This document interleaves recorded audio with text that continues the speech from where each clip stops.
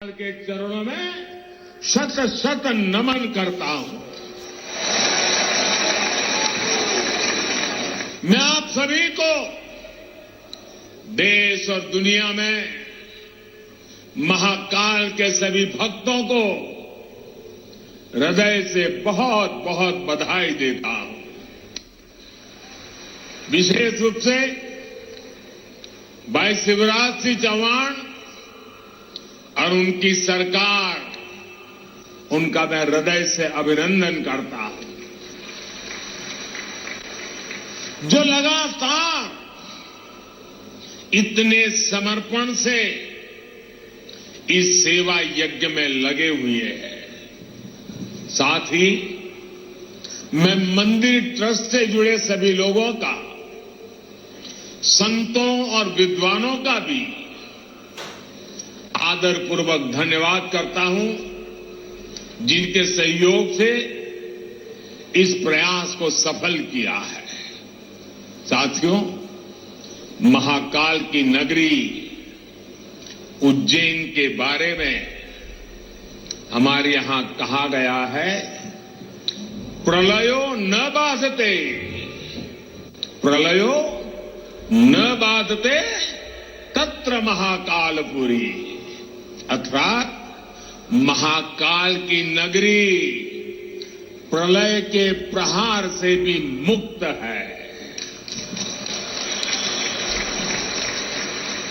हजारों वर्ष पूर्व जब भारत का भौगोलिक स्वरूप आज से अलग रहा होगा,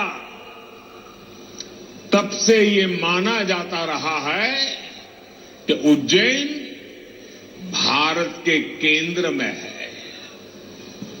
एक तरह से ज्योतिषीय गणनाओं में उज्जैन न केवल भारत का केंद्र रहा है, बल्कि ये भारत की आत्मा का भी केंद्र रहा है।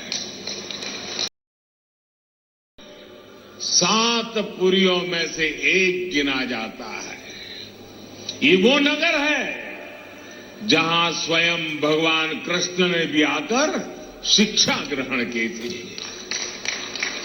उज्जैन ने महाराजा विक्रमादित्य का वो प्रताप देखा है, जिसने भारत के नए स्वर्ण काल की शुरुआत की थी।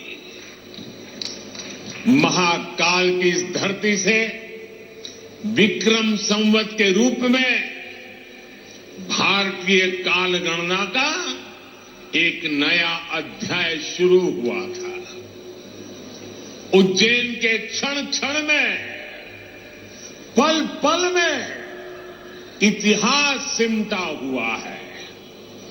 कण कण में आध्यात्म समाया हुआ है और कोने कोने में ईश्वरीय ऊर्जा संचारित हो रही है। यहां काल चक्र का 84 कल्पों का प्रतिनिधित्व करते 84 शिवलिंग है।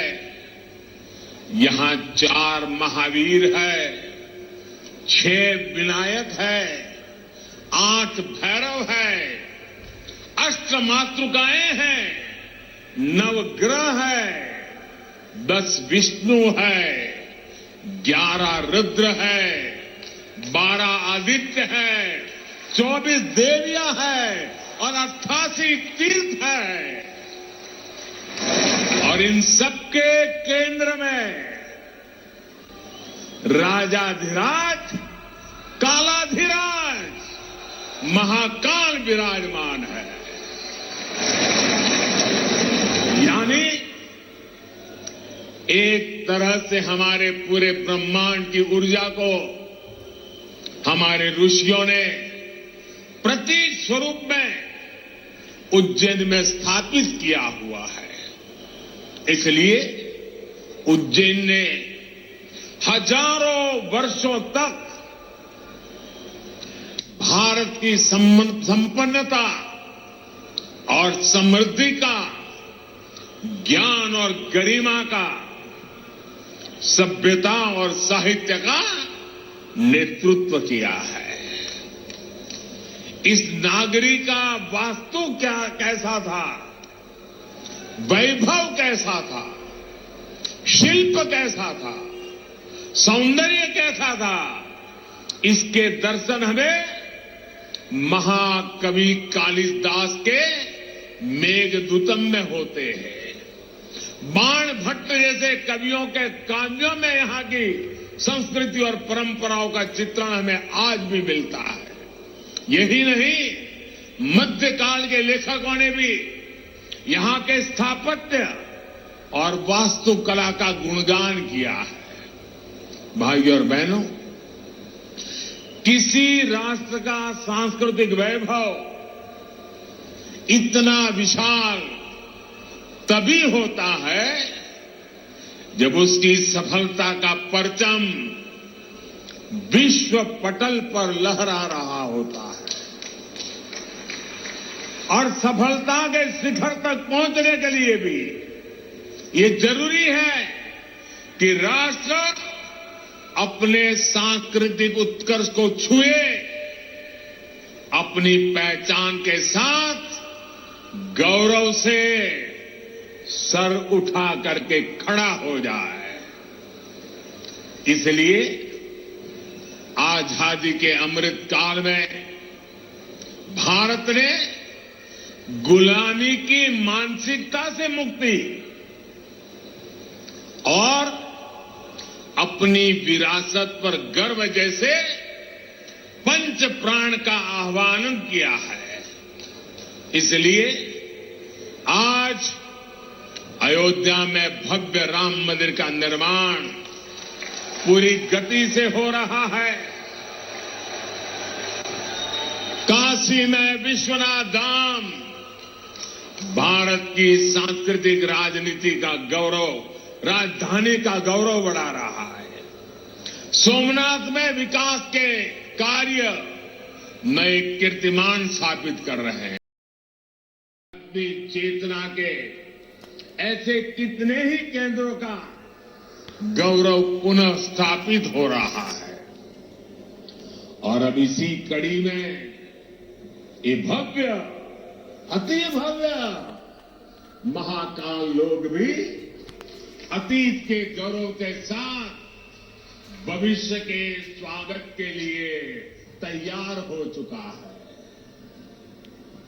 आज जब हम उत्तर से दक्षिण तक, पूरब से पश्चिम तक अपने प्राचीन मंदिरों को देखते हैं तो उनकी विशालता, उनका वास्तु हमें आश्चर्य से भर देता है।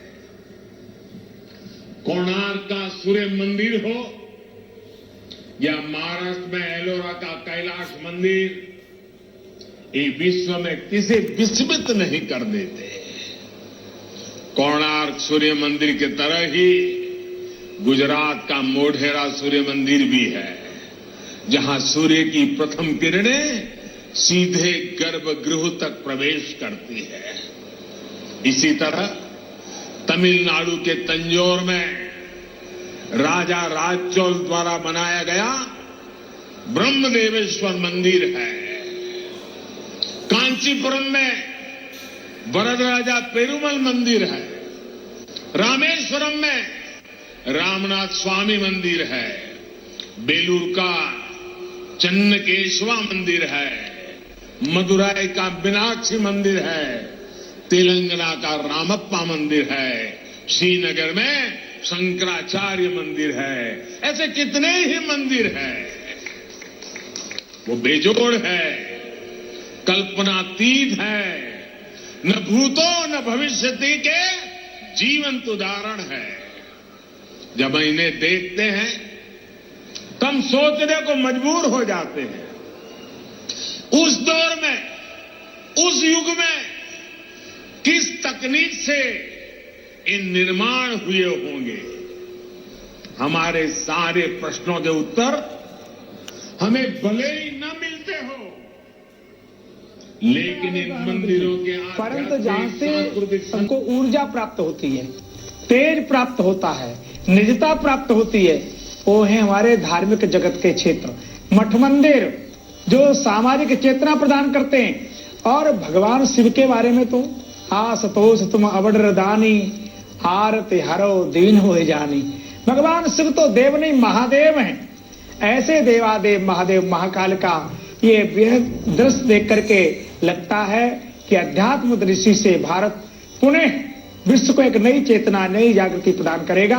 क्योंकि हमारी जो कल्पना है, हम जो हमारे पूर्वाचार, हमारे पूर्वज कहते रहे, सर्वे भवन्तु सुखिनः, सर्वे सन्तु निरामया, सर्वे भद्राणि पश्यन्तु मा कश्चित् दुःख भाग् भवेत्। सभी सुखी प्रसन्नता केवल सनातन धर्म ही बताता है। बाकी पंथ तो कहते हैं मेरे साथ आओ तो आपका कल्याण होगा। हम तो कहते हैं कि आप जहां जैसे हो वहीं आपका कल्याण होगा। तो निसंदेह ये काल आध्यात्मिक काल है। और मैं फिर कह रहा हूं कि चाहे वो आदरणीय नरेंद्र मोदी जी हों, शिवराज जी हों या फिर योगी जी हों, ये एक भगवान की कृपा प्रसाद का काल है। मैं फिर आपके माध्यम से कहता हूं कि ऐसा सुअवसर कभी कभी भगवत कृपा से प्राप्त होता है। हिंदुओं, इस तेजस्वी साधु का साथ मत छोड़ देना। मोदी कोई राजनीतिक व्यक्ति नहीं है, केवल भारत माता को का प्रसाद है, भारत माता का पुत्र है, भारत माता को अध्यात्म